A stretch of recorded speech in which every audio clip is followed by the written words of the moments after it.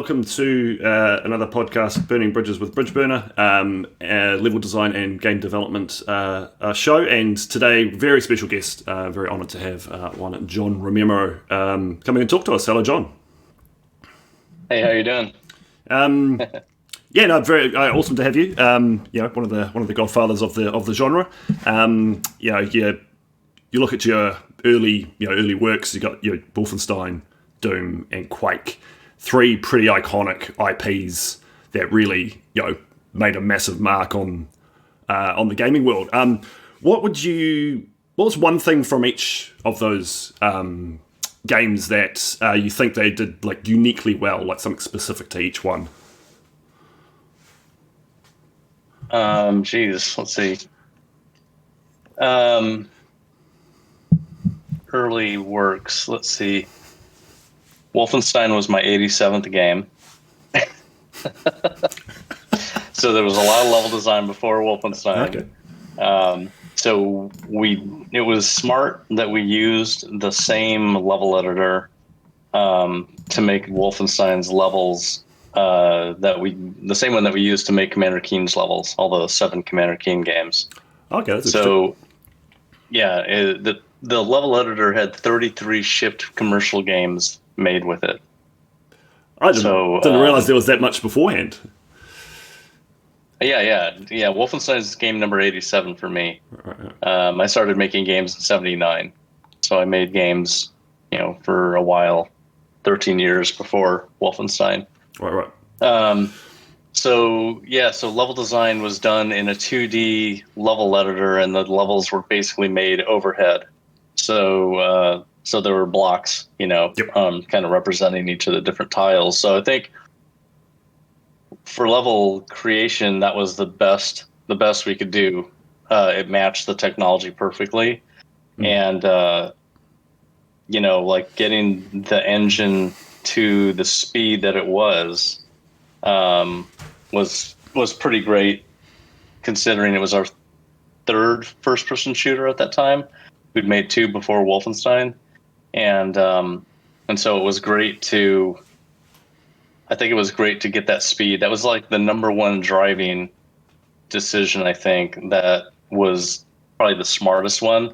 We were trying to replicate the original Castle Wolfenstein from 1981, and just do it in 3D. And we started putting a bunch of stuff from the original game in there. And at one point, we decided we need to remove anything from this game that slows it down. Yep. Because the speed was unlike anything that anyone had seen before. So slowing the game down wouldn't be as impressive as keeping up that speed as much as possible. So we removed all of those things that were like the original Wolfenstein, and just focused on just speed and mowing down Nazis. So that's basically the smartest thing that we did, I think, was choosing to use an editor that was already created, so that saved us a lot of time making levels. It had a ton of features. We'd used the editor already for a year and a half, maybe, something like that, and then focusing on pure speed. So that was Wolfenstein's decisions. And Doom's decisions, well, that game did so many things. There's not even one thing that you can say we did best on Doom. Maybe multiplayer could be considered probably the biggest thing that's still happening today. Multiplayer gaming, multiplayer FPSs. That was the first one. So that was probably the biggest decision. It was funny because it was one of the last things we put in the game was multiplayer. So it was a good one. It was a good one then. A good one to slip in there at the end. Yeah. Well, we had to go through all the levels and modify them all after we put multiplayer in, because we had co-op and we had deathmatch, and we needed to modify every level to support those modes as best as we could, as fast as possible. So maybe multiplayer was probably Doom's best thing. And then with Quake, what was the best thing we did with Quake? Internet multiplayer. Yep. Probably was, it's the thing that everybody's still doing. It was also the first full 3D texture map shooter that was super fast. So those were kind of the two big things. That mouse look was huge. Yeah, like using the that. mouse to look around. Having that multiplayer component just extends the replayability of a product so much. And people still playing Quake 1 in classic Doom tournaments today. It's still a small but pretty thriving community, even almost 3 decades later. Yeah. Which is crazy. Good decisions. Yeah. We're here primarily to talk level design. So, going back to Doom, because that's my passion. That's the game that I love. Out of those three, episode 1 of Doom 1 is probably my favorite in terms of like from a level design perspective. The levels flow really well. Spaces are memorable. And despite having the limited bestiary, for the first episode, the combat's pretty fun and engaging because it does have that fast pace. And you made all but one level, I think, in that episode. Was there a process there? Like obviously you said you actually had a lot of experience at this point. Maybe not so much in specifically FPS, but did you just go in and just make what felt fun, or did you have more of a considered process in how you design those maps? Making Doom's levels was a really long process at the beginning because no one had ever seen anything like it. So there was nothing that we could look at that was comparable. So the beginnings of making levels in Doom they looked like Wolfenstein levels, basically. There are 90-degree walls and fixed heights, and even the lighting was kind of not really different. So just because it was kind of in a rut, one day I decided that I was going to try and solve the problem of what are we going to do with the levels, because it's critical that they are really great. The engine can do so much stuff. We need to focus on how to take advantage of that. So one day I basically sat down and created a room that it was not Wolfenstein-ish. It was a completely new room. It's still in the game. It's in E1M2, and it was kind of a tall room. It had places where imps could throw fireballs down at you, and had exploding barrels and a switch to open up doors to get out of the room and stuff. Is that the room right at the end, just before the last room? That kind of octagonal shape? Yeah. With the elevator, right? Yep. Down? Yeah, and you got the high angle of attack points with the imps in there. Yep. So I made that room. When I made the room first, I didn't have the elevator there, so you walked in on the bottom. And I thought it looked really cool compared to all the stuff that we had made so far. It was just Tom and I doing level design.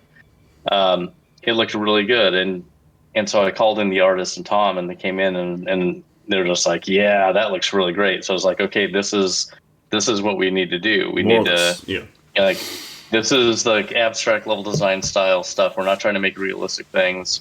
We need to make stuff that just looks cool and is fun to play, and can look any way, just as long as it looks cool and is interesting." But there was so much to do with that. I mean, just trying to make stuff look cool was one thing. Like using the editor, the editor was nothing like Doom Builder. It was, No, I've heard the stories. Sounded painful. Well, it was Quake's level editor was the painful one. Doom's level editor was not bad. Doom's was pretty nice. In fact, one of the things that we had was a flood fill function, which doesn't exist in Doom Builder. So I could have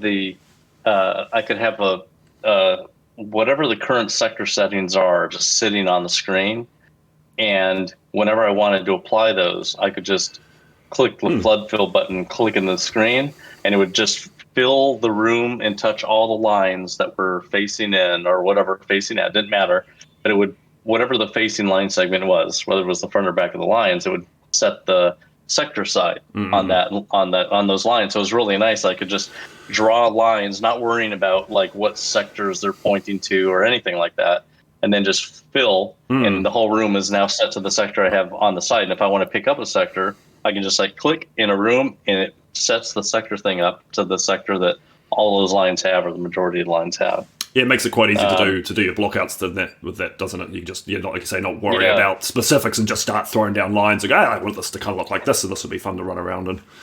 Yeah, it's funny. I really don't do level design that way. I actually try to make it look good. Like when I start, I try to make a room look good. And a lot of times, like if I'm starting to level, I start making that room the way, like I'm trying to come up with a thematic style that level could have. And I start doing it in that first room. And so I start to play around with it. I never try to just block out a level, because the way I make levels is slowly and incrementally and running the game a million times. So I start making a room.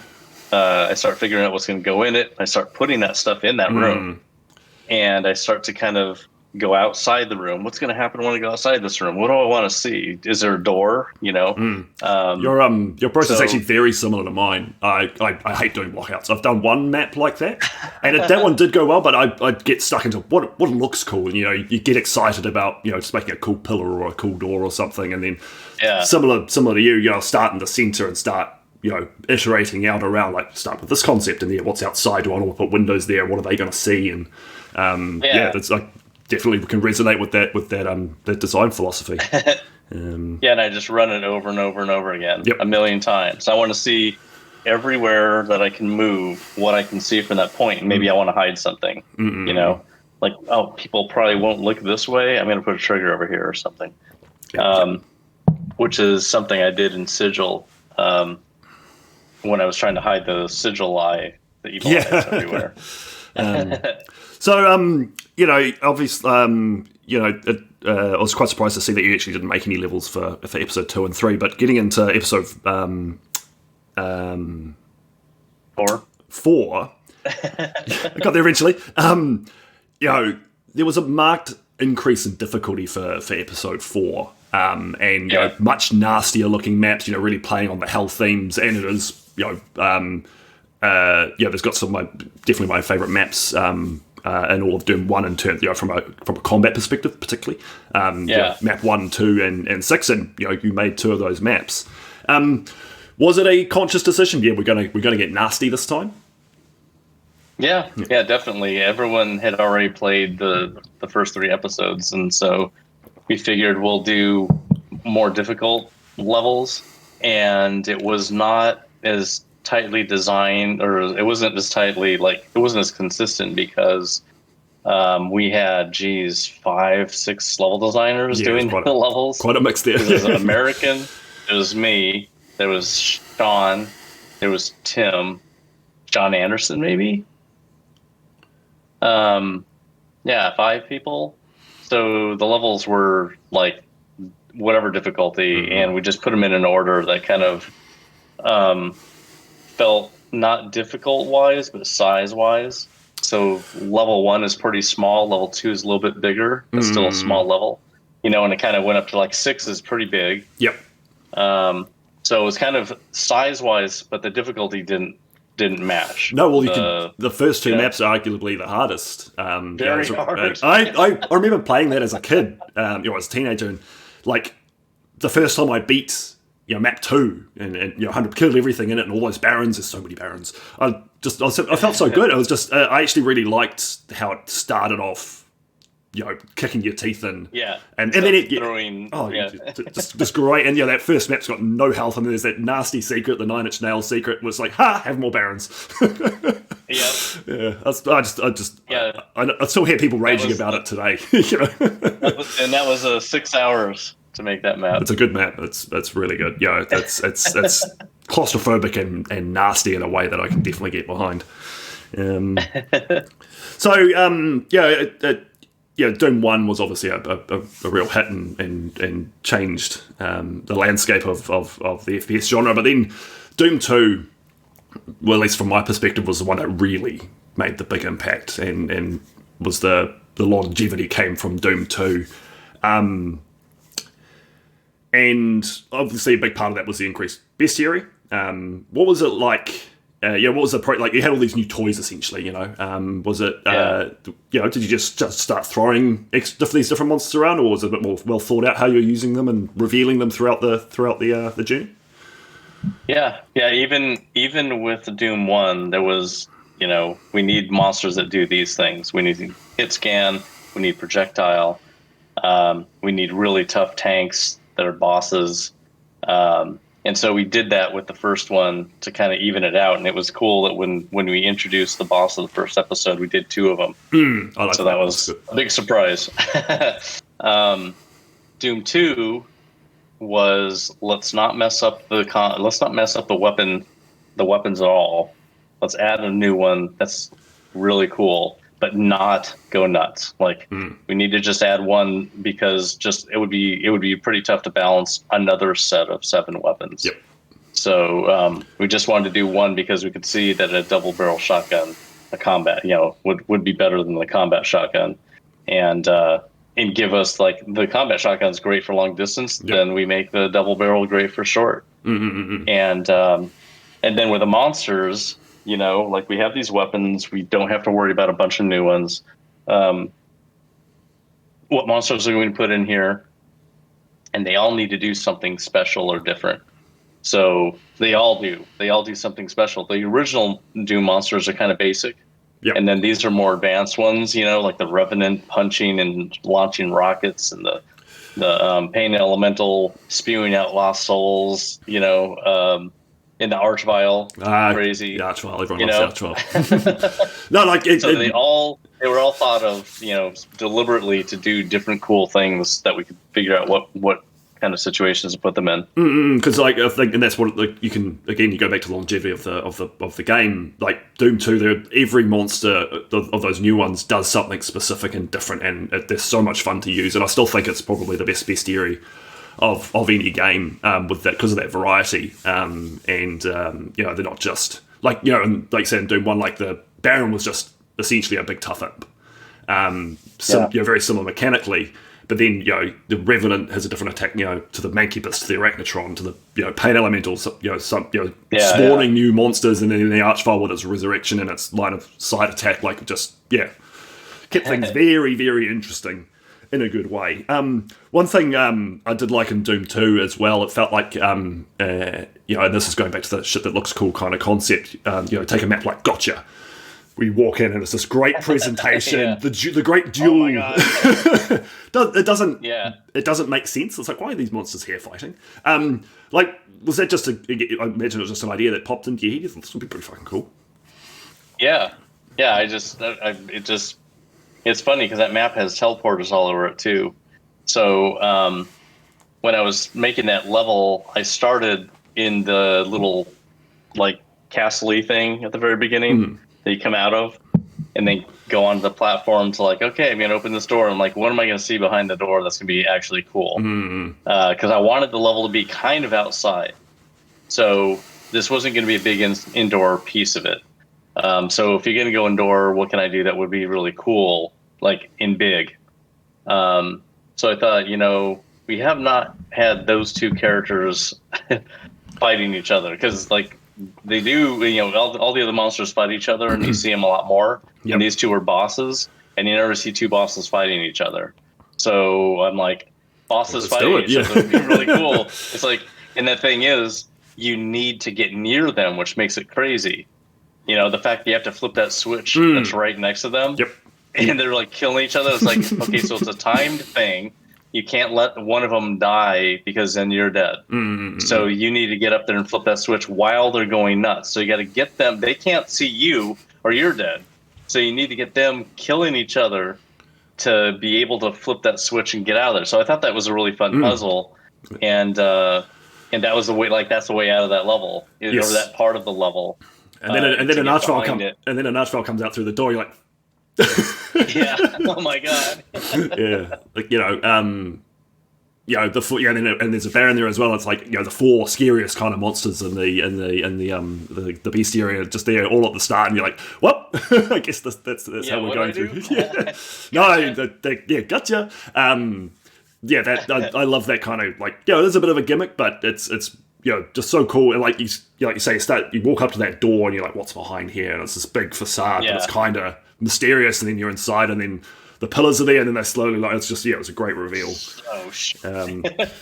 Speaking of great, it was. Sorry, and I wanted the rest of that level to be really fun too. It wasn't just like you get past that and it's easy. It's still tough. There's teleporters. There's all kinds of crazy going through that one building on the side. Oh, there's some mean traps on that map. Where you're coming down, you go into that teleporter, it's that small lift, and you're coming down, you're surrounded by shotgun guys, and it's like, I guess I'm dead. And there's that, the room with the cacos and the pain elementals, and even the endings, like quite a with the catwalk run, and it's you remember that beginning part, but then the rest of the map, it's still really intricate and definitely still tough, still tough, and it's definitely one of my favorites. And speaking of great reveals, my favorite Doom 2 map is definitely the Living End. And it's just the perfect kind of that small start, the little lift, the music coming down, and then you see this huge cavern hell vista. The room is massive, and you're awesome. Going to go around the edge of it. It's just plus stuff is still coming at you, shooting at you, and you've got to keep moving. It's this journey map, but it also pressures you, and there's lots of interesting side areas, and you got to earn your access to that central spire. And then there's a cyber demon.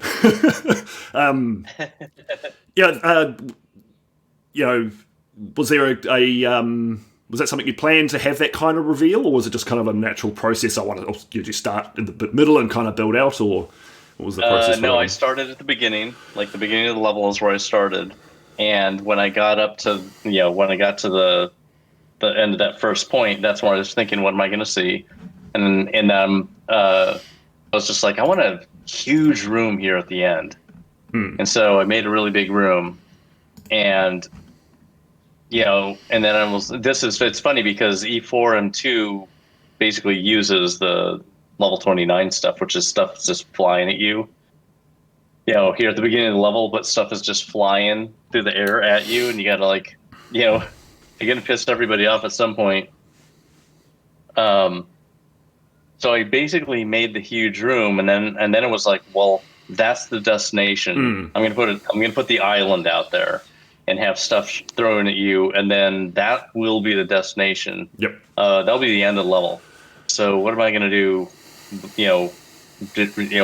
Right after the beginning here. So, then I decided, why don't I just go along the edge and have all these little areas off the edge that you go into and solve puzzles and mow stuff down, and just do that all the way. It's like a journey thing. And then eventually you'll be able to go out onto that to do the final thing. But if you can shoot rockets and everything from any of those points, you can kind of help yourself out later. If you can waste some ammo and hit stuff from long distance. No, it's a good, it's quite a classic concept, these days, like that kind of like gradual upward progression, that environmental storytelling that, might not necessarily be plot related, but that sense of journey through the map, and you're seeing that central island from different angles, like that foreshadowing, and you're getting close, and you can feel the goal and the combat getting spicier. And it's a great map, and pretty much the perfect finish to Doom 2. Yeah. I remember when I was young, like a friend of mine who introduced me to Doom, and he was obsessed with that map to the point where he actually made like a D&D layout from it.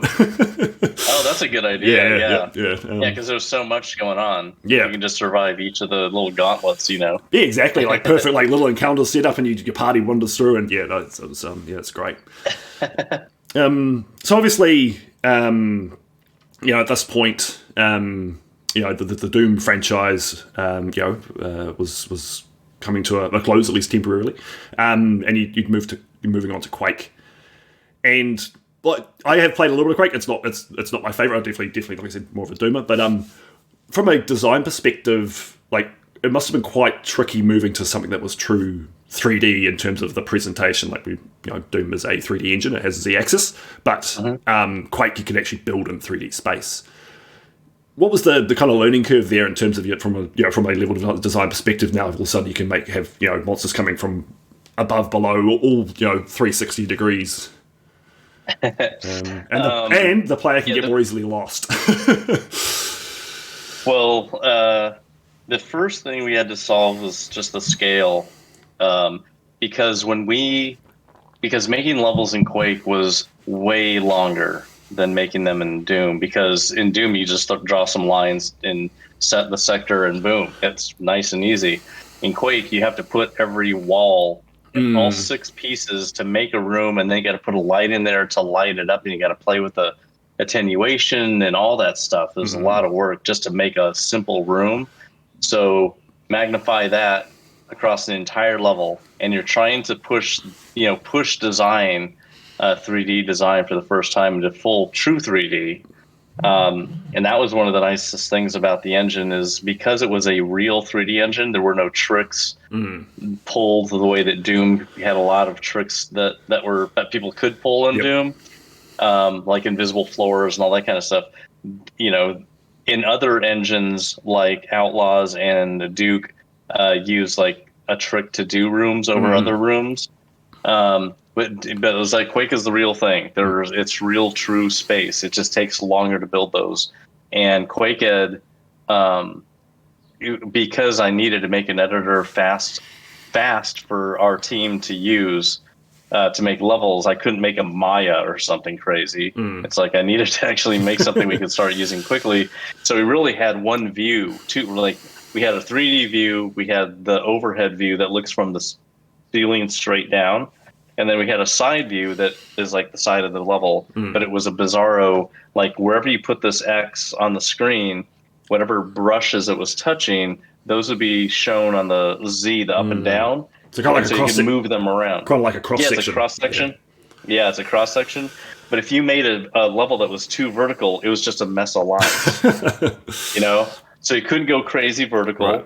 So that's why you didn't see that many vertical levels in Quake, just because we're trying to get the game done. And one of the things we could have done was have, like, when I was doing levels later, we modified the level editor so you could kind of close in a piece of the level in BSP that quickly and just test that little piece. So it could be just a floor of a level that we could test. We couldn't do that in Quake 1 at id while we were making the game. So we kind of kept things vertically not too crazy, where later on we could actually go crazy doing actual like office buildings and stuff like that. Yeah, it's a powerful engine. Yeah, Quake engine. Yeah, and it looks really good. Sounds great. The physics are really great. The grenade launcher sounds like it's in a real place. Yeah, just the sound of it bouncing and everything. But level design was a lot harder. Took a lot more time, and if you messed up with your scale, you have to like kind of much harder to rework. It's hard, yeah, because you can't. So when you play with Trench Broom, in any like 3D stuff nowadays, you can like extrude surfaces. So you can just like, I want to take the surface and pull it because it's not big enough. Yeah, you couldn't do that. Couldn't do that. You could do that in the QuakeEd. You couldn't like just resize a brush. You could draw it again. Right. So delete and do it again. Yeah, do it again. And it was nice. It was nice that you could that the textures were in world coordinates, so you don't have to realign textures every time you have a new brush. Yep. So that really was so helpful, because it would have been a full-on nightmare if we had to set the texture alignment every single time we put a brush down. So it was world coordinate aligned. But yeah, like if you wanted anything to happen in the level, like you wanted to have a door move, like to open, because we could do whatever we wanted with doors. It wasn't like Doom or Wolfenstein where they were just like one type of door. We could do anything we wanted. We could have them rotate. Yep. We could have them open like this, anything really. But then again, when it comes to design, it's like, well, you don't want wacky doors everywhere. People would be sick of that. So we have to settle on, how are we going to do doors? And how are we going to do secret doors? So the secret doors are the ones that like pop in and slide sideways. Yeah, because you want that design consistency that the player gets familiar with. Like, that's a door that I can open, and I know that's a progression point. You can do that with like color coding and stuff. But like, yeah, it's quite interesting. You've got this new engine with all this power. All this new scope that's potential there, but then you've got that dichotomy against it's a harder engine to work in. Did you have to like make conscious decisions and curtail your ambition with some of your level ideas? Well, when we were making the game at the beginning, if we were trying to make levels, we actually had to kind of scrap them because the engine just kept on getting better and our levels were kind of too simple. Right. And also the scale of our levels changed. So the earliest levels, we don't have them because we didn't use them. So we really, after about a year of working on the engine, is when the levels really started being created for the final stuff. And I know that I had one level that I had kept just because there was a lot of good geometry in it. But it was funny, the part that I kept, one of the parts specifically that I kept was not as well designed for scale as the rest of all the levels. And I'm like, this is a really good part of the level. I really like it. So I'm just going to keep it. And it's not scaled well, but maybe people won't notice it too much. It was on E2M6. It was just one of the sections, but it was like a multi-floor design that I had taken from another level. Too cool to delete. Yeah, so I was just like, well, I don't have time to rescale this because it's insane. You have to rebuild it, you know. So it was. I just decided to just keep with it because it wasn't too badly off from scale, but yeah, it was. I mean, when you think about how, like, when you come off the slip gate and you go down the ramp into the next room, the ramp that's there, I had to draw on the screen. I draw a rectangle. I slice the rectangle at the ramp incline, right? Slice it, rotate it, and then rotate it like this, and then use the Z thing to lower it down into place, right? That's for everything in the game. Every brush in the game had to be moved multiple times to get into place. It's like you couldn't just real world construction, like trying to place precast, because I work in construction. Yeah. It's like it sounds like you get this bit of precast concrete that you make flat, it gets poured, and then it gets picked up by a crane and spun around, and there you go. Yeah, it's what I had to do. And it's like in everything that you draw is not at the correct coordinate that you want it to be. So if I draw a brush somewhere, I have to then move it into place. It's not being drawn exactly where I want it to be. And that's just because I made the editor pretty quickly and didn't throw a bunch of features in there because we needed to start making levels. So yeah, it was really long and difficult. And those levels, they're really, really fun levels for what we had to make the levels with. Oh, plenty of people. But they were designed. Love it. Yeah, we had design rules though. Like the design rule in Doom is that you can't be looking at a room that you could have made in Wolfenstein. And in Quake, in Quake you can't be looking in a room in Quake that you could have made in Doom. Well, I mean that's not a bit. That's actually a pretty good design philosophy because all the games look very different, and you can. It's not like they've gotten objectively better with each iteration. Like each one has their own fans because they're unique and they feel unique and they play their own way and completely different. Yeah, visually, like Quake's all dark and grimy and has that delicious Nine Inch Nails, Trent Reznor sound design, and then Doom's very vibrant and exciting and fast and it's like from you guys' perspective, I imagine it's like we just want to make something different, but from a player perspective, it's like well everything's just cool in its own right, and it shows. Yeah, it was funny. There was we would make a game and then make a sequel and then move on to another game. So we did that with Keen, the first Keen trilogy, then we made the second Keen trilogy, then we did Wolfenstein. Then we did Spirit of Destiny, and now we moved on to Doom. Doom 1, Doom 2, then we worked on Quake. And then I left. Worked. and then they made several Quakes. Yeah, it's like, just stay on Quake. Quake. They went back to Doom. They came back to Doom, and it was funny, there's an article from Doom, during 1995, there was an article, and Jay Wilbur was talking to the journalist, and he basically said, I'd be really surprised if we ever went back to Doom. Because we always do a new thing, before we quickly move on to Sigil, which I actually took me a long time to play. I actually only played it for the first time last week.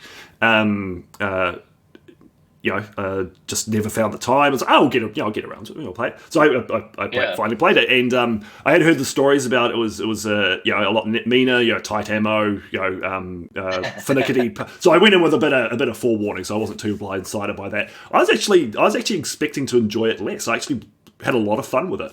Because, like I said, I'm more of a Doom 2 fan, and going back to single barrel shotgunning barons and all that kind of stuff. Yeah. But I did actually. There are a couple of bits that I thought that were a little bit finicky, but overall, I did really enjoy it. I enjoyed the challenge, there's some real interesting visual designs there. But yeah, so for me, it did feel like another kind of conscious step into slightly different design philosophies in terms of kind of maybe building off episode 4 and the nastiness there. But what was the conscious process like when you started making these maps? Was it like I'm going to be even meaner, or was it just like this is what I think is fun? Yep. So everything I make, I think is fun. It has to be. It has to be. Otherwise, why am I making it? Another good rule. But the difficulty was from the very beginning. It was important to just for me to decide what is the difficulty going to be about. Like, what am I going to do? And my decision at that point was it needs to be so tough on ultraviolet that I might not be able to finish the level. It needs to be that hard. Like, if I do finish the level, I should feel like, oh my god, that was so insane. That's the design that I was going for. So I needed to retain the feeling of that when I get to the end of the level. So when I did it, I was always putting more stuff in because I felt like I had too much health. If I got past certain points, like I gotta feel like I'm gonna die. Yep. So and I do a lot of I don't just rush through everything. I try to do things that like some smart players would do, where they'll go back and they'll leave stuff, and they'll come back for it, and then come back fully healed or whatever, to a difficult point. Like, so I don't need that soul sphere right now. I can leave that there and I'll come back, when I do. Yeah. No, it definitely has that feel. That was sorry, Karen. It was supposed to be really difficult, and the reason for episode 1 was because it was Doom's 25th anniversary, and I was going to celebrate Doom 1's 25th anniversary by making a Doom episode. And so that's when I thought about where it would take place. It could have been like, oh, it's between 1 and 2, or it's like, between 2 and 3 or whatever. I decided, why not just do 5 and do it before Doom 2? So it can be like you thought you were getting out, but you got sucked back in. You got to blast everything, and then you're going to go to Doom 2 after that. And so and then for me, the next thing was, people have been making levels for 25 years. What can I do new in Sigil that people haven't seen before? Or not much, or not at all. And so I was like, you know what? People just don't use this shootable trigger much. Like the first time I really used it was in E1M2's secret area to reveal the chainsaw path, and it wasn't used much at all past that point. So I thought, I want to use that, and I want to use a sprite that we haven't used that much, that no one really saw an episode like in the first Doom that often. And I used Evil Eye, which was used 1 or 2 times in the original Doom. So I was like, I want to put something together that's a consistent design thing using those two. And I think that it would be cool if the players saw those, that it was if it's obvious, it is the way forward if you shoot it, and if it's hard to find, it's a secret that you're finding if you shoot it.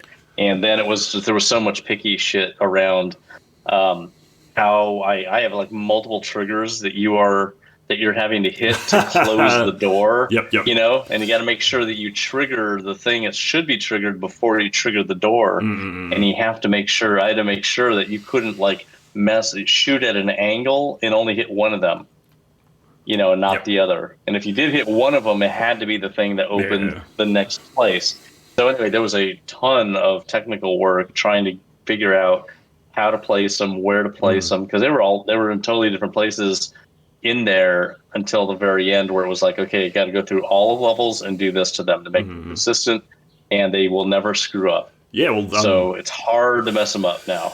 Yeah, well, and it's not you definitely see shoot switches in this particular mappers that have that kind of trope where it's more common, but it's definitely not a common thing in just general Doom mapping these days. And it really stood out as this is Sigil. The Baphomet Eye shoots. It's often a progression point, and it really stood out. And I really liked it. It helped that I knew about it, but watching people play it for the first time is in that first room.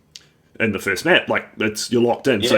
One thing I've always, said as a good kind of like level 1 game design is if you've got a new mechanic, you need to present it to the player the first time in a really obvious fashion, and that way they learn. You learn really quickly in those first 3 or 4 of them. This is a thing that's going to be happening a lot.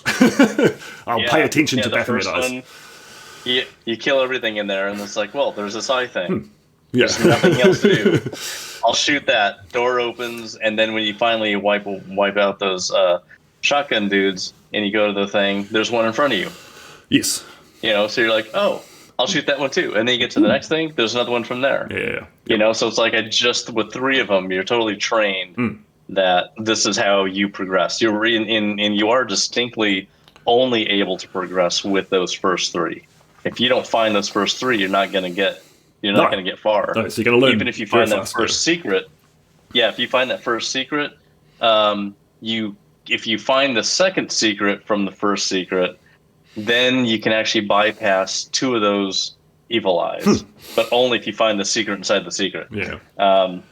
So that's like, well, you're obviously amazing, so you don't need to shoot those things. You're a Doom god, yeah. You get a free pass, yeah.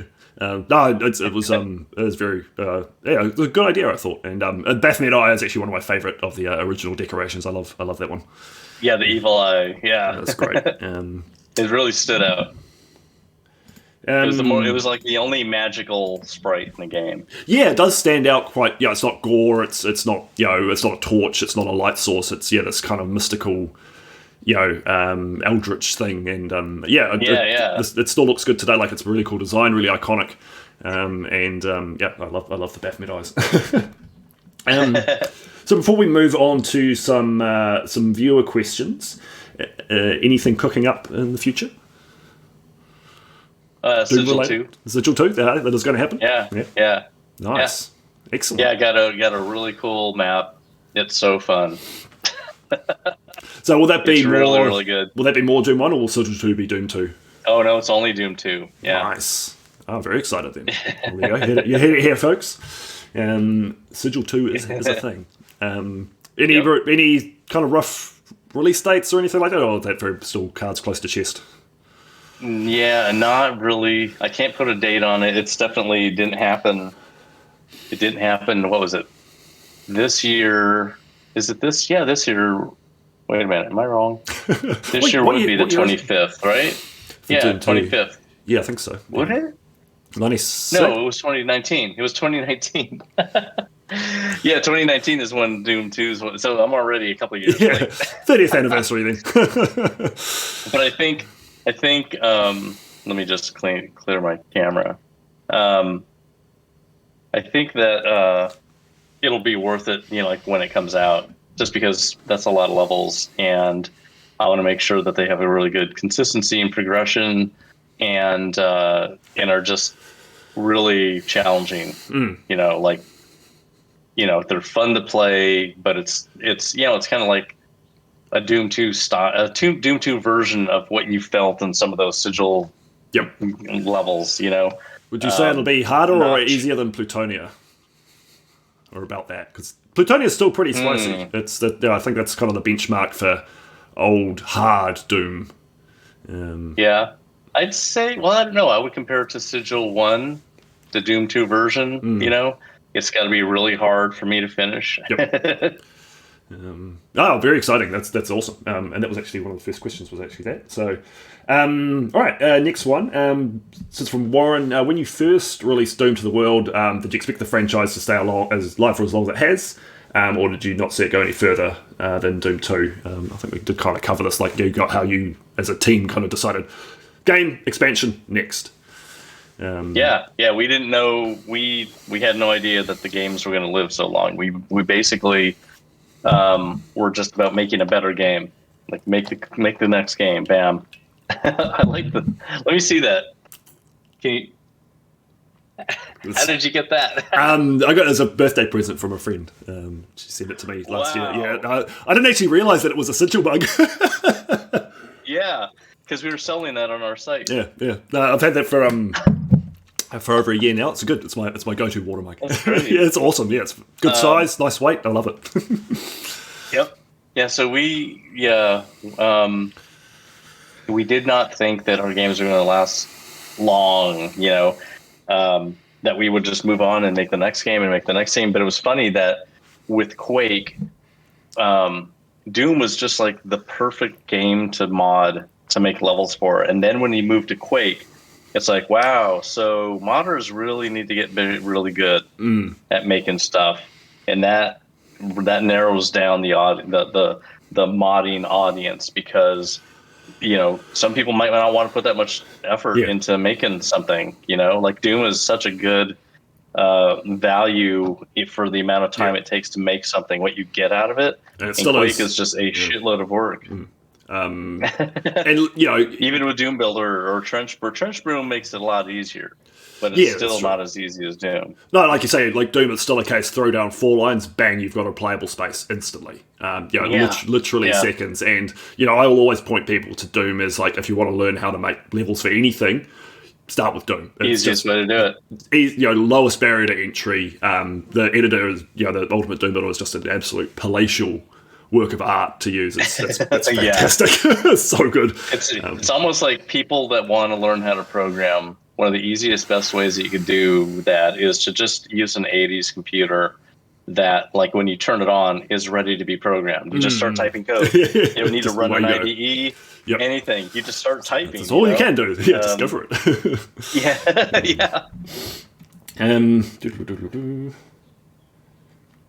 I think the next question was from Remy. It was how hard was the shift from Doom engine to Quake engine, and how long did it take you to adapt to the new tools? I think we covered that one off pretty well.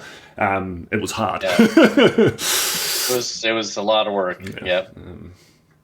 One from John Sweetpea. Do you still plan on making a new Quake map anytime soon, especially with the 25th anniversary having just passed? Not timed with it, because it's already past that. Yeah.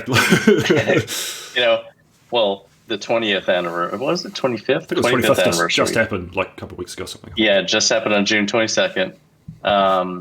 But I know that's like the next thing after Sigil 2 is most likely going to be that. Oh, that'll be awesome. Like keep the Quake fans happy. That's fantastic. I'll have a better time at it because Trench Broom's amazing. Yep.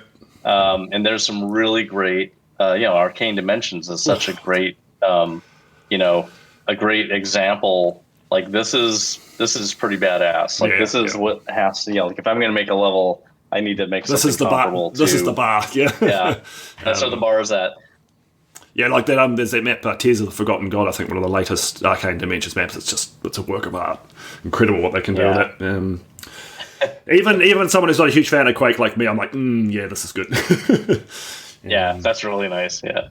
From Lemon Lytical, what's your opinion on the wave of actual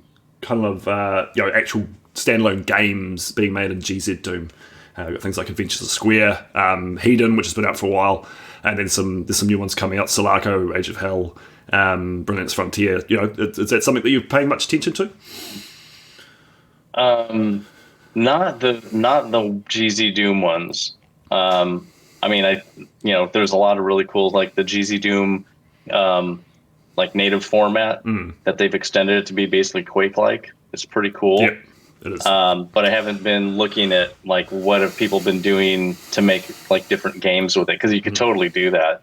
Oh, there's a serious wave of them about to come out over the next couple of years. I can think of at least like 6 real high quality, and they're all different as well.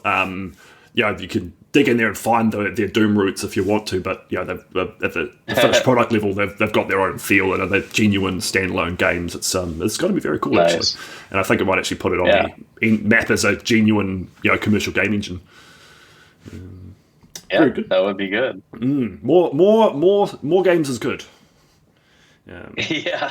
Well, it's interesting because like being able to use Ultimate Doom Builder or Doom Builder as a game maker, if it's something you're familiar with, you can take that practice that you've had making mods and maps for Doom and turn it into commercial enterprise. And I know with Graven, Chris Holden would make the maps in Trenchbroom and then export it as a model and then rework it in UE4, and those kind of workflows I think are really fascinating. I think there's some untapped potential there. Yeah, it is.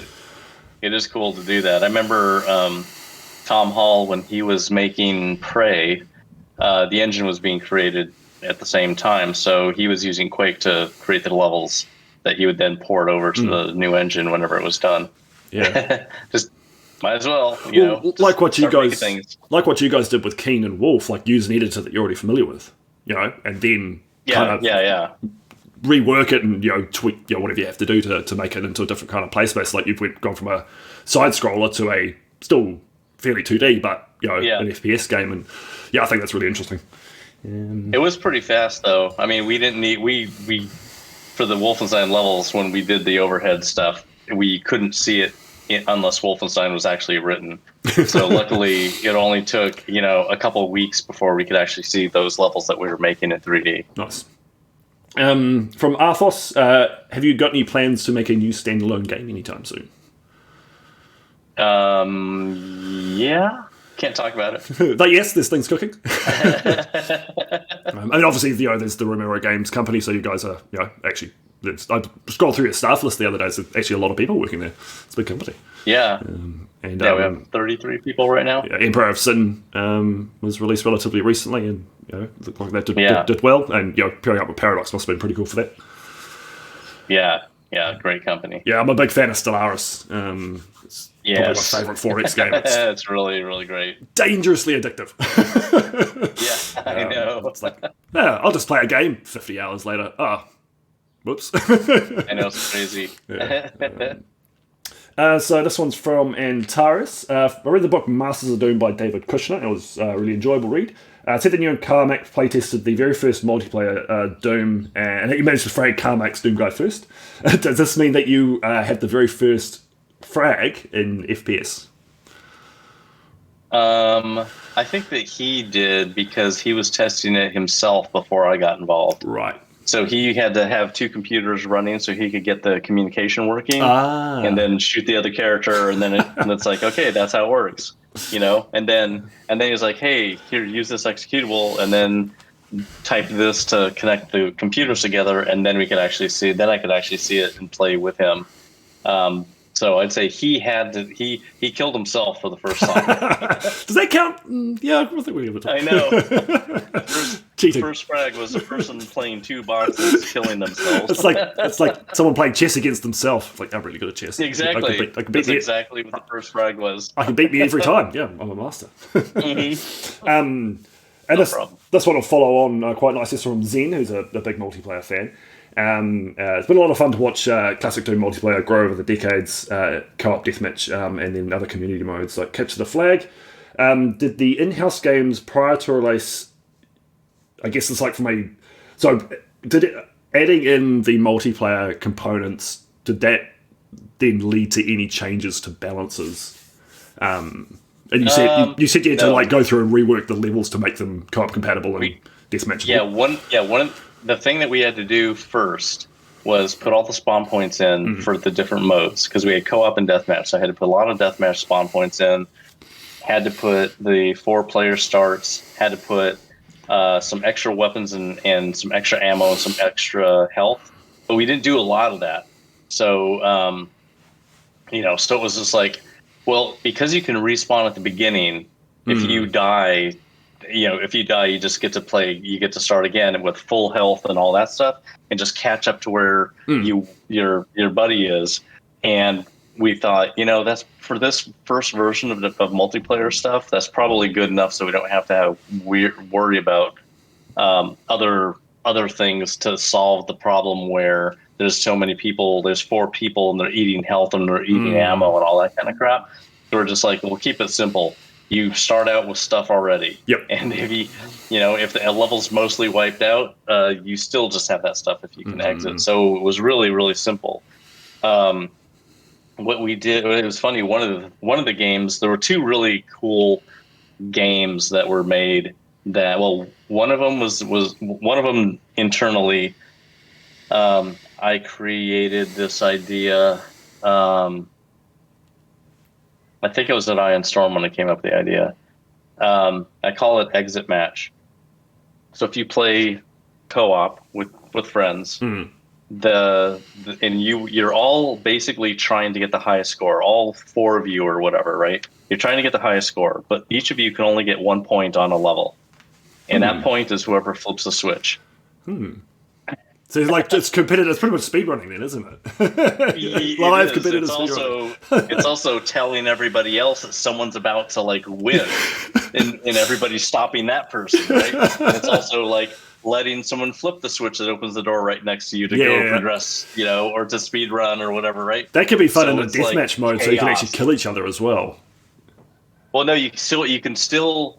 I think you can still kill each other. You still die. But you get no frags, it means nothing. It's just about delaying. Because, delaying. And that does sound like fun, actually. Because the way that we played was you could kill the other player because you could kill your teammates. So we have team damage. Because if someone's about to get to the exit, you need to kill them. All right? I'm quite tempted to set up a round of this. It's insane. The chaos of that mode is so fun. Yeah. It's like some of the most fun co-op I've ever played in anything. Is this exit match idea, and it's never been formalized either. I'm going to steal that. I think we're going to have a. I think I'm going to organize around it. That sounds like fun. Yeah, because it's informal. Like there's no frag count because you're in co-op, and basically you just have a score pad, and you have all the levels, and you're like, whoever you just have the names of the players across the top, and you have the levels vertical. And they get a check, or a 1 or whatever, and and that's the goal. You're all fighting monsters together at the beginning. Yes. It's all like, all right, yeah, buddy, and it starts to get a little empty, and you're like, why are you going to that teleporter? We all know these levels, It's like you're gonna get this BFG so you can wipe us all out and hurry up and get to the exit. We're not looking at you. That pulls out double barrel shotgun. Yeah, that does sound like fun. It's insane. It's the most fun thing. And then the other level, game mode was called Death Tag, which turned into Skull Tag. Right. And Death Tag was created at Dwango from Aikman was the guy who came up with that. And that was so fun. It's a 2-on-2 team play. And it is flipping switches and getting scores. So you can actually flip switches and get a score. And it's all about there's 2 castles, and because it's just two players on each team, because we're limited to 4 players. In one castle, there's 2 castles. In each castle is a defender and an attacker from each team, right? So it's sounds like somebody's trying to flip a switch, like a precursor to capture the flag kind of thing. It is tactical play between teams and objective based kind of gameplay.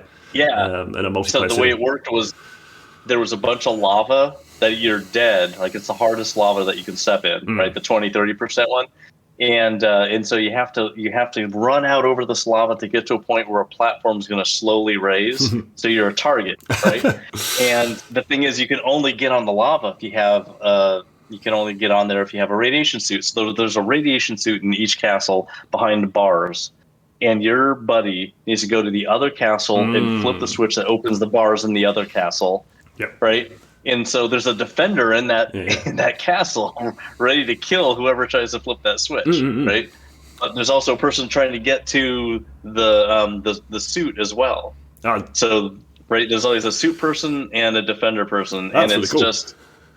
It's insane. So it's called Death Tag, which then turned into Skull Tag, and there's just permanent Skull Tag servers now. And there's also a source port of Doom called Skull Tag that's really smooth and everything, and is all about that mode of the game. It is really, really, really fun. No, it's cool. But the exit match is really easy. Exit matches, I'm definitely going to give a roll. I think we can get a good batch together for that, and just thinking about doing that with 15 people. It's going to be awesome chaos. Insane. Yeah. It's insane with 4 people. It's, because everyone, if you're doing headsets, Oh, definitely. It's the best. Oh, you got to shit You talk. have to have, well, you also have to tell on somebody, right? Yes. You also have to.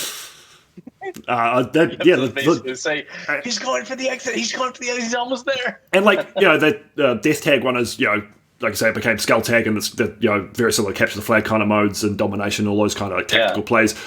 This exit map, like I've never seen anyone play anything like it. It's just competitive, violent speedrunning. For 1 point. Yeah, it's good. It's going to be good. And like you say, like you play Doom 2, everyone knows the map so well. Then little shortcuts and stuff, and I think I'm putting Let people go flip switches. Yeah. They're not going to flip the switch because they know you're waiting by the door. Like there's all kinds of someone else comes and kills you, and it's like fuck, I got to go back to the beginning. Yeah, it's tough. It's tough because when 4 people are chaotically out for themselves, they will pretend to be on one person's side. They'll shoot him in the back. It's crazy. Shifting allegiances. I know, it is the nuttiest style. Yeah, it's like I don't trust you. You killed me in the last map. I'm not trusting you. I'm not helping you this time. I could trust that guy. Yeah. Sounds great. This one from the Motherload. What was the experience working with people like Flambeau and Uber Guai, and I guess everyone involved in that helped you from the classic Doom community making Sigil? And the multiplayer, like what was it like, kind of touching in with those kind of people? It was really great. Even though it's easy to make Doom levels because the editor is easy to use, there's so much technical information in those files that like I needed a team of these 5 experts to basically be able to look at everything that was in there, find anything that's screwed up. They have their own tools and shit that they can run over these maps. I don't even have those tools.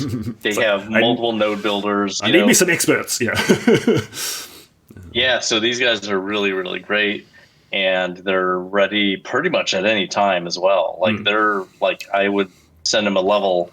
And the level that I had finished for Sigil 2, they've already like burned through it and everything. It's like done. It's solid, and and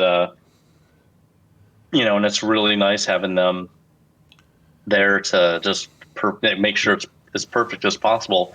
Even though I might need to fix something later, but I'm not going to have to do 5 or 6 versions of Sigil, there's always bugs that pop out after public releases, like, even though Star testers are going to miss the odd thing, but it must be really cool to be able to, tap into, a trustworthy group of people who've been playing Doom for decades kind of thing, and like you say, have that technical knowledge as well to be able to like help you fix stuff and testing things like co-op compatibility and multiplayer and on various ports, stuff that I'm sure you don't have the time to do that. Oh yeah, they're like, the limit removing stuff and the chocolate Doom and you name it Doom. Yep. They run it on everything. It's just awesome. Yep. They're just invaluable. Very cool.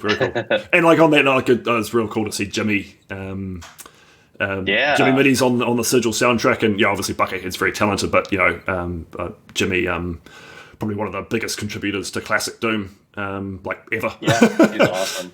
Fantastic guy and really talented. So that was seeing his name on there was like, oh yeah, that's cool. Of course, he had to have Jimmy Middy in there. Definitely, it's the law. I'm pretty sure every Doom mod release has a Jim Middy. Yeah. I think so. I've got some.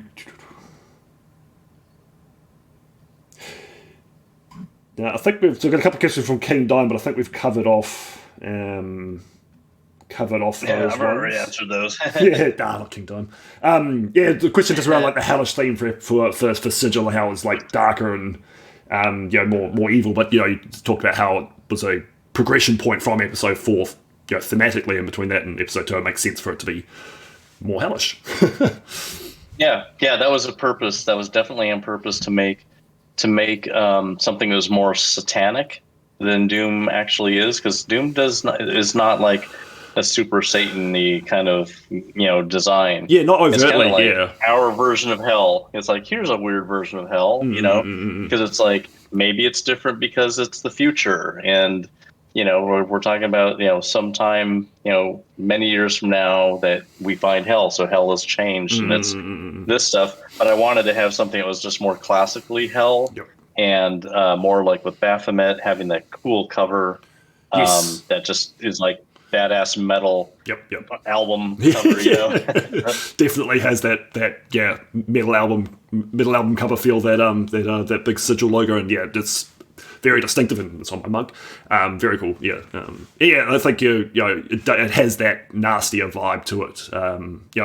Even just down to the lighting levels, it's all dark and claustrophobic. Yeah, and then I don't know if you played with the Buckethead soundtrack, but the fifth level, Abaddon's Void, is the Buckethead sound on that is so different than every other level, and it's supposed to be an E3M6 style level, but like disturbing. So the Buckethead soundtrack that goes with that, the song that goes with that, is just really weird. It makes the whole place feel like more hellish, I think, than anything else, because everything else is kind of a really cool metal song, but that sound there has nothing to do with metal, and it's just disturbing. And it's like, I was actually playing a lot of the Sigil levels with a bunch of music that he did that's in that style. I was like, I could do a whole set of levels just of this stuff. Like these are crazy, like these songs are just nuts, but they go so well with. It's amazing the levels just how much being scary. Yeah, how much that's the soundtrack and a specific track for a map can actually change how it plays. Like, if it's, they say it's that dark, dissonant, oppressive sound, and the player, like, they naturally start playing a bit more conservatively, a bit more cautious going around corners, and it does actually affect their experience. And I think I'd love to see more of that in Sigil 2. You playing on that kind of dissonant, slightly wacky kind of stuff to really mess with the player in all the right ways. Yep. Yeah, I have more levels to play with, so I can do things like that now. Excellent. So it will be a full 32 Sigil 2? Yeah, full 32? It'll be, yeah. Excellent. No, we're all very excited. Very excited. A question from not Tyrone. And I know you said you had a limited time, so if you're running short, let me know, and we'll end it. But otherwise, we'll just keep working through these. Roughly with Doom and Quake, how much of the level design was pre-planned, and how much of it was, hey, look at this cool thing? And I think we've covered very much look at this cool thing.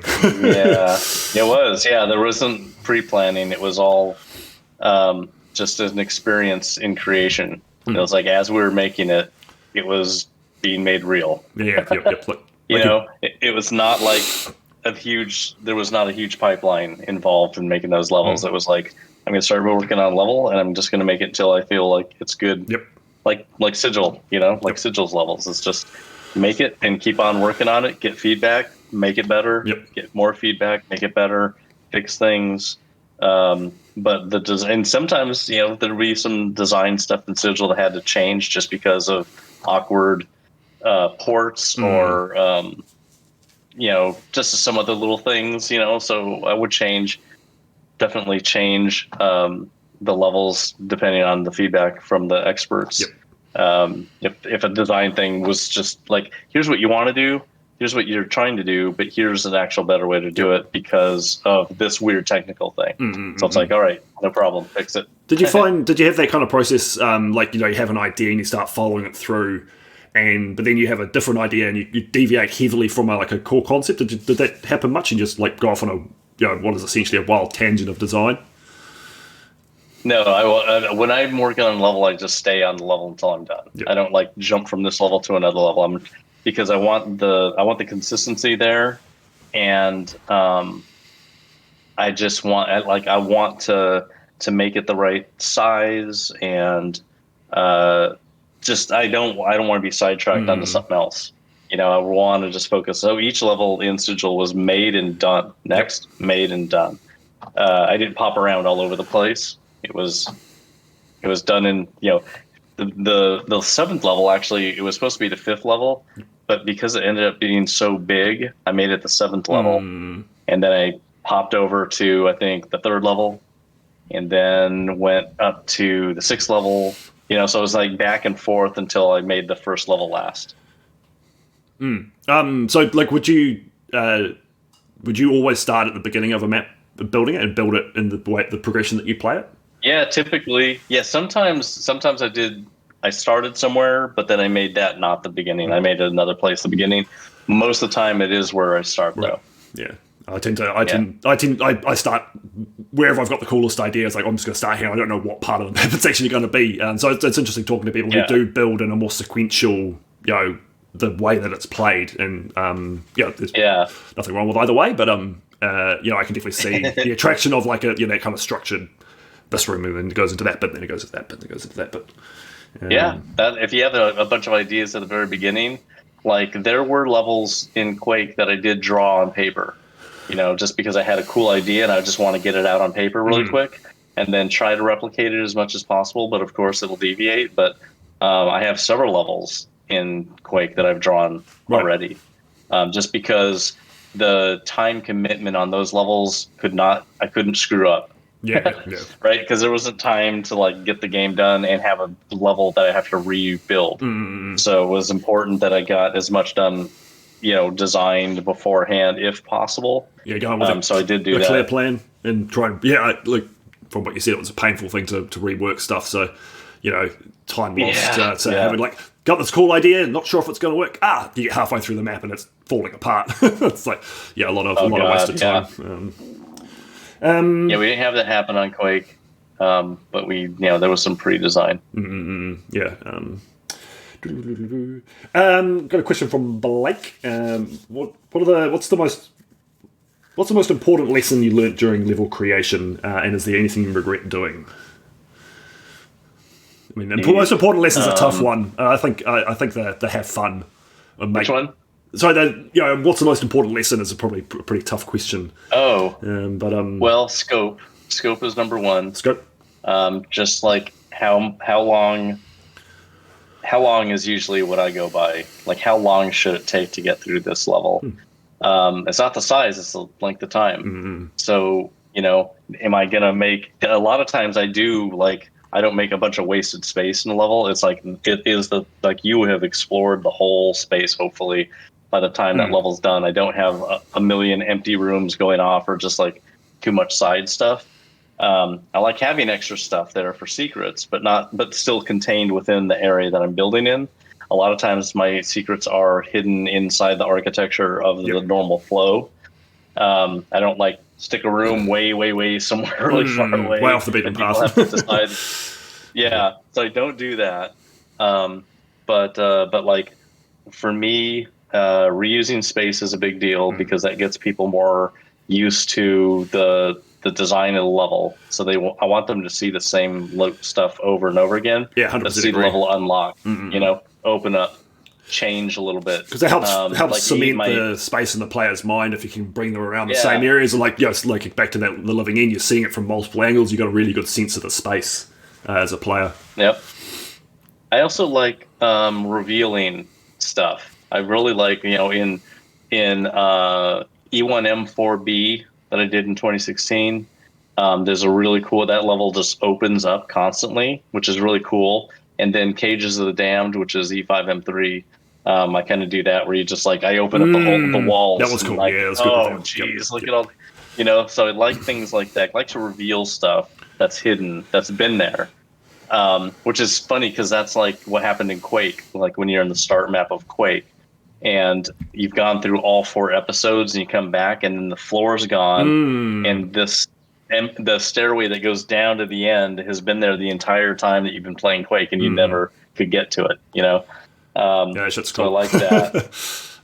So it's actually a Medieval does it as well with their episode hub map. There's when you go through everything, then the floor like opens up and there's this big portal. It's like great stuff. It was there, especially if you can hear it, because those teleporters in Quake have that sound that you can hear. So I like secrets. I think one of the most important things is to have a list of design goals that are either for every level or like for the whole thing, or just per level. So having have you done 4 secrets minimum per level? Do you have a certain number of monsters? Are like which level, which weapon is given to you, and which weapon is a secret on this level, and how does that progress on every level? Yep. Just like making up those those ideas and rules at the beginning before starting to go in. So, you know, because I don't make maps in sequential order, if I start in the middle of the level, I'll know, okay, this is the level where the plasma gun is given to the player, or the BFG or something like that. Mm-hmm. And, you know, stuff like that. So I know from, like, it was funny when I was making Sigil and I made the 7th level first. And when they were testing it, they were like, holy crap, how's the player going to even know about those eyes? Yeah. And I'm like, don't worry about it. I'm going to plan. We'll train them. Yeah. First level will train them. There won't be a problem. By this time, you should not have that many eyes, and you should be looking for them to get secret stuff. So, you know, so 7 was more of a secret. The eyes kind of revert more towards secret things instead of the obvious path stuff. So, like, you have more obvious path early, and then it kind of turned into more secrets later. So that was the thing, and it was funny because the testers were the tech gurus were like, holy crap, and I was like, don't worry about it, it's gonna be really fucking cool. Yeah, imagine like if I tested that first level, like, this is a bit obscure, like, how are people gonna pick up on this? Like, I got you covered, mate. Especially that level 6's secret eye that opens up the secret level. That one that opens up the secret wall to get to the secret level. That is probably the hardest secret in the game, I'd say, on level 6. Yeah, I didn't find that one. I had to walk to the secret map. It's a tough secret level. Yeah, it is. It was actually probably one of the hardest maps in the set. Well, and that one had those little posts that came down and would just destroy you. Yes. I'd seen people squish by those, so I need to be careful. Yeah, those are mean. It's like, it's just a small crusher. It'll be fine. I know, and it's the only level where I use something like that. I mean, otherwise, like level 4 has the giant ones, the big crusher room. So people get used to that. I actually revised that and made it easier later. Yeah, that's that's actually, I think, like, to talk about, like, you talked about scope at first, and like that, all that kind of stuff is actually still scope, like design scope, and your progression of weapons through, and like pre-planning that kind of stuff. I think is it doesn't lock you into specific map ideas, but having a rough ideas of progression and like teaching the player, well, we're going to use this gimmick or this mechanic is going to reiterate through, and when are we going to introduce it, how are we going to present it. And, if you're coming up. Yeah, if you're going to come up with an outline of a level collection, then you would basically say crushers, teleporters, jumps, like all kinds of different things that you could focus on those levels. And then it's like you could do that early on, and you can start mixing them up as you go down the road. The first 4 maps might present a new idea in each one, and then from 5 onwards you start mixing them together because the player's comfortable with it, and it's not going to feel too chaotic because maybe you had jump pads in map 2 and then they reappear in map 5, but alongside a Baphomet shoot eye mechanic, and you have to jump on a pad and shoot the eye, but because you've been taught those things already, it's much more natural to grasp. Whereas if you throw the player into that right from the start, they're going to be very confused.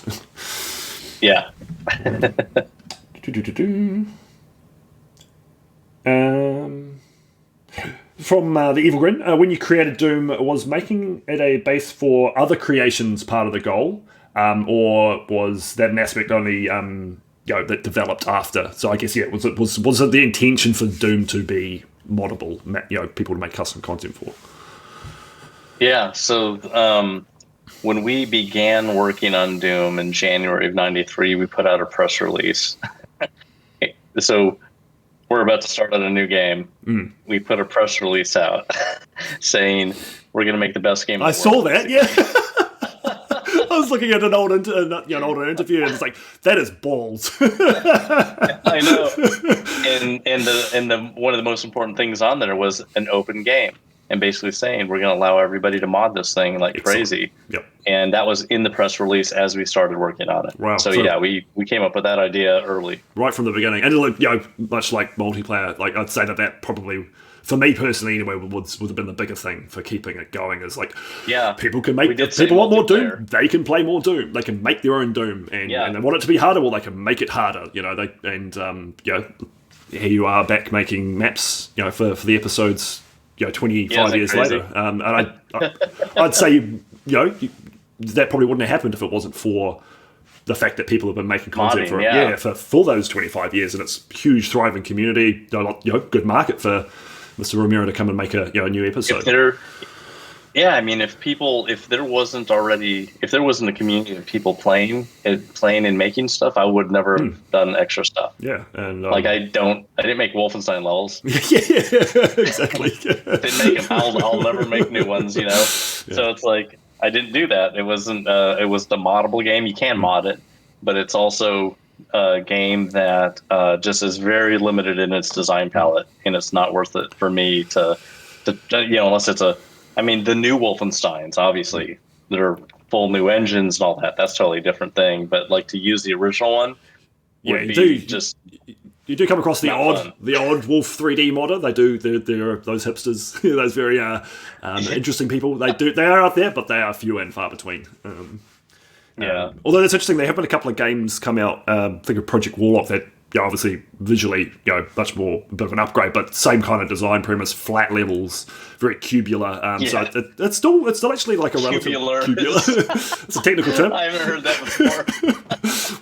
It's going to be in the Merriam Dictionary next year, cubular. So there is still an attraction to that kind of design concept, but like you say, the Wolf 3D engine's just that limited. Had source port upgrades like Doom and Quake have. So this actually flows nicely into the next question from one DM Phobos. Has there been any influence on your work from community creations for both? There's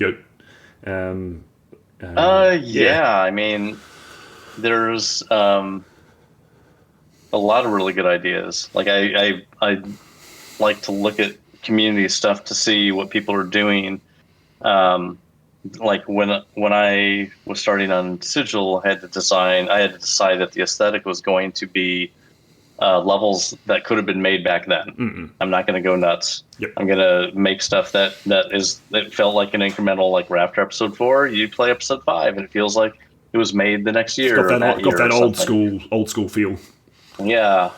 So I wanted to do that on purpose. But new levels have all kinds of cool stuff in it. But I look for design ideas more than I look for technical things. Right. If I'm going to make more Sigil stuff, as I'm making more Sigil stuff, I'll look at what's out there. But I won't be looking at look at how much detail they put on something. It's I'm not. For me, it's more about the gameplay and feeling like you're playing something right after Doom 2 came out. So I guess it's more like you'd play something and you might be like, oh, that's a cool way to use that monster.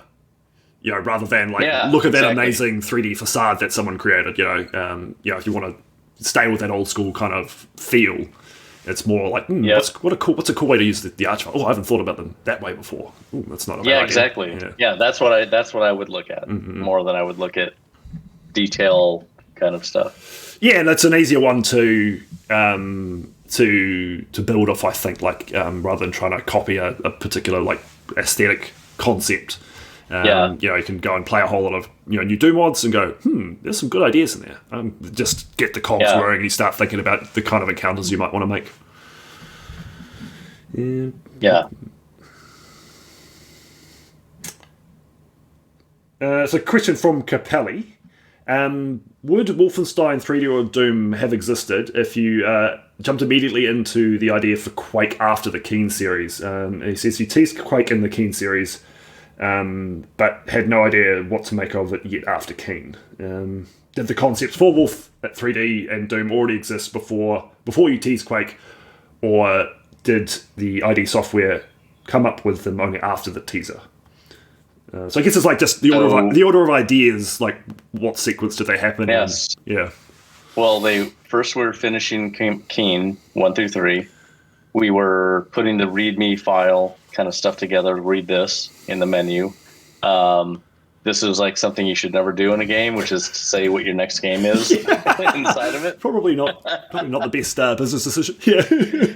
I know, but it was a thing back in the shareware days. People did that. That's true. That's true. We had the idea we got to make this game about Quake. That'd be so great. So we're all excited about it. And we start working on it at the beginning of '91, and in fact, we started working on it before we even left SoftDisk. Right. So we started working. We probably worked on it for maybe 2 weeks, and it was a top-down RPG-ish kind of thing. But it was like, you know what, Quake is better than this. Like we don't have the tech yet, so let's not do it. I just don't see this being the next thing for us. Right. So we decided to just immediately shelve it and start working on, we were working on Dangerous Dave in the Haunted Mansion at that time. I remember Dangerous Dave. It's a great game. Yeah. So we did the Keen stuff, had the idea for Quake, tried to make it, didn't look good. It was not going to be it was not going to be the quality level that we wanted. So we just basically made Dangerous Dave, and we made all of our 1991 games, including Keen 4, 5, and 6. And then when we finished those games and shipped them in December again, when we came back from vacation, we were going to make Keen 7, 8, and 9 immediately. Right. So we started on Keen 7, and we made a VGA Parallaxing demo first to get the tech working. And that's when I was just like, you know what? We're fucking done making games. I'm so tired of this. Yeah, enough side-scroller platformers. Yep. I know. It's like, man, we just got done with Catacomb 3D, and we could do something even cooler than that. And we were just up late at night, and I just said, why don't we make a 3D version of Wolfenstein? And then everybody was like, oh my God, yes. Because we loved Castle Wolfenstein. It was immediate. It was not even a decision. Yes, we're doing that. Bang. So yeah, so let's do it. So we did. That's how that happened. So yeah. That's interesting. I didn't definitely. We still waited.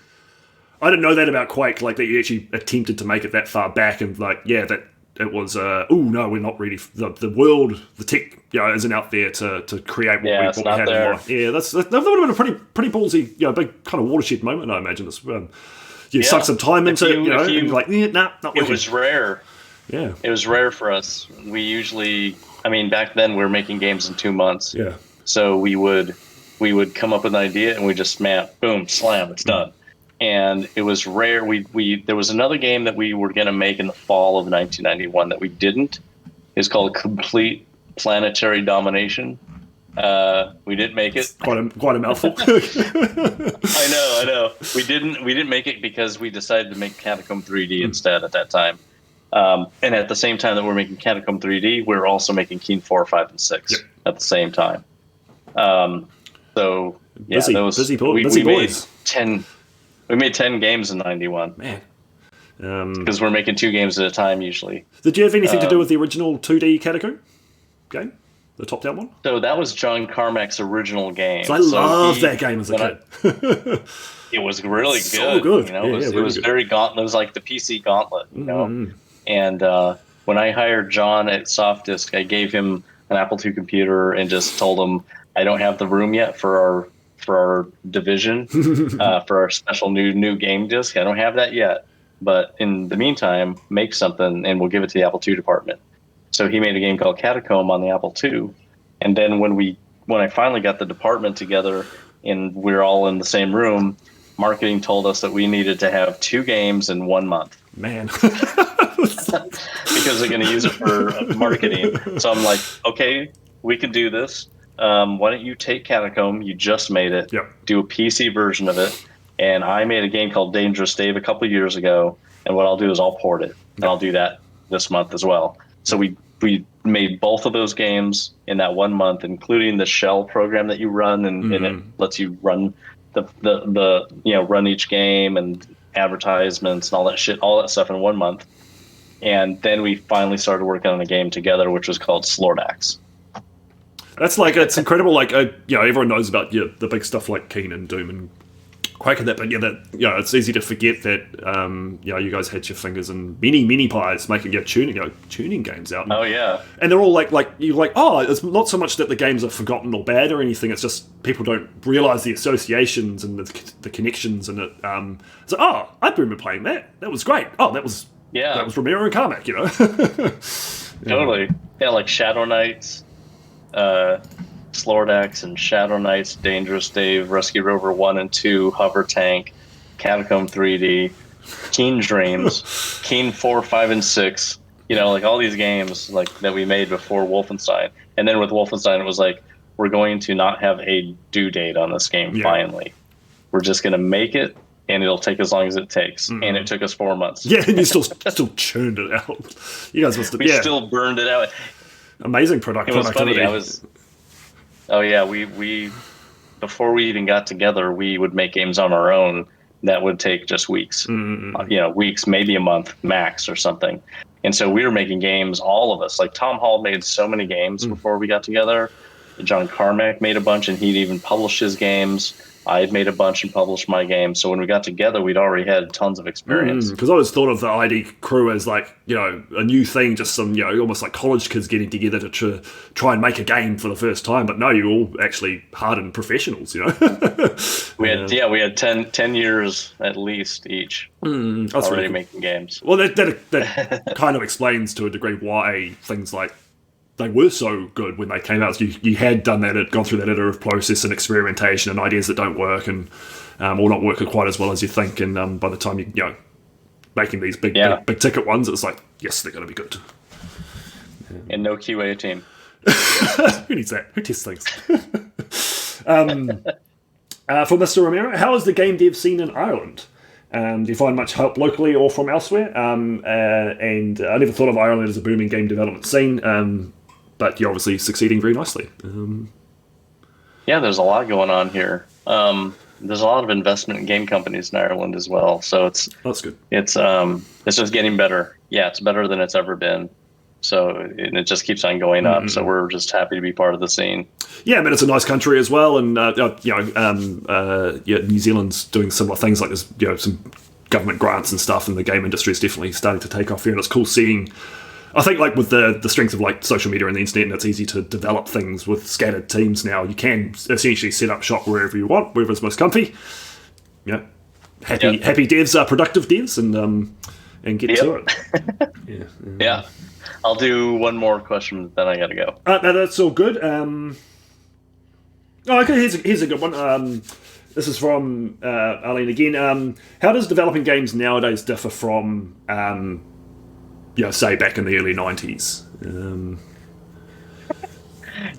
Completely different. It's not even close. It's so different. There's nothing that's the same. Is it okay? Is it none of the tools? Is it better? Like, you say it's a better time to make games now, or is it just different? Hell yeah. Yeah, definitely better.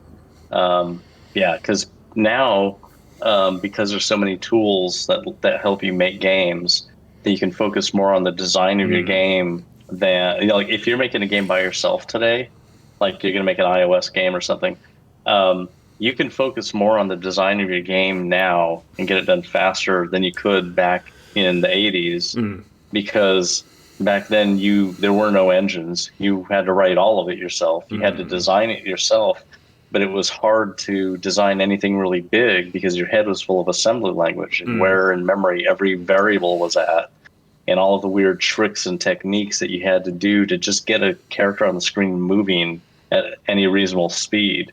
So you were, back in the day, you're focused on performance and just making things work, and little was used in the design side, where nowadays that shit's taken care of you for you, and I can just focus on design. Yeah, I mean, I would have assumed that would have been the answer, because as someone who's getting into that kind of stuff, there's powerful engines with editing tools already out there, assets you can just go and grab to start building levels and testing gameplay and getting right into the fun stuff, not having to, like you say, have a head full of code.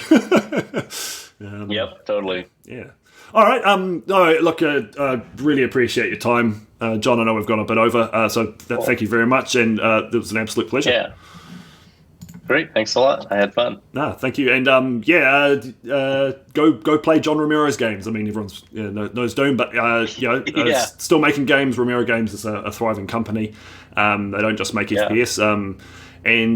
We'll look forward to seeing more from you in the future, especially Sigil 2. Thanks a lot. Yeah. Great. All right. Cheers, John. See everybody. Have fun.